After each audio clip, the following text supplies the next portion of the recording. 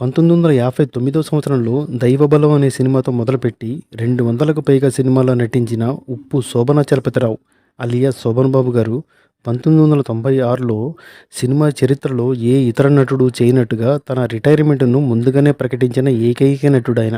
ఒక్కసారి నిర్ణయం తీసుకున్న తర్వాత నా మాట నేనే వినను అన్నట్టుగా ఎన్ని మంచి పాత్రలు, ఎన్ని పెద్ద పెద్ద పారితోషికాలు, ఎంత పెద్దవాళ్ళు వచ్చి అడిగినా ముక్కుసూటిగా సున్నితంగా తిరస్కరించారాయన. ఆయన తిరస్కరించిన పాత్రలేవో ఓసారి చూద్దాం. మొదటిగా 'పవర్ స్టార్ పవన్ కళ్యాణ్' గారు సినిమా 'సుస్వాగతం' గుర్తుంది కదా! ఆ సినిమాలో పవన్ కళ్యాణ్ గారికి తండ్రిగా రఘువరన్ నటించారు. ఆ పాత్ర కోసం ముందుగా శోభన్ బాబు గారి దగ్గరికి వెళ్లారట. ఆయన తిరస్కరించాకే ఆ స్థానంలో రఘువరన్ వచ్చారు. ఆ తర్వాత అక్కినేని నాగార్జున గారు నటించిన హిట్ సినిమా 'అన్నమయ్య'.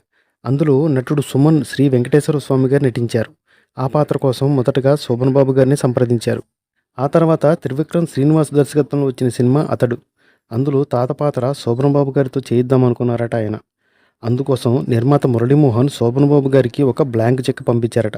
అది చూసి నవ్వుకొని మురళీమోహన్ గారికి ఫోన్ చేసి, "మీకు తెలుసు కదా, ప్రేక్షకుల హృదయాల్లో నా గుర్తింపు ఇలాగే ఉండిపోవాలని ఈ నిర్ణయం తీసుకున్నాను. నటించను, క్షమించండి" అన్నారట. ఈ విషయం మురళీమోహన్ గారే ఒక ఇంటర్వ్యూలో చెప్పారు. మంచి బ్యానర్, డబ్బు, పాత్ర ఇవేమీ ఆయన్ని ప్రభావితం చేయలేకపోయాయి.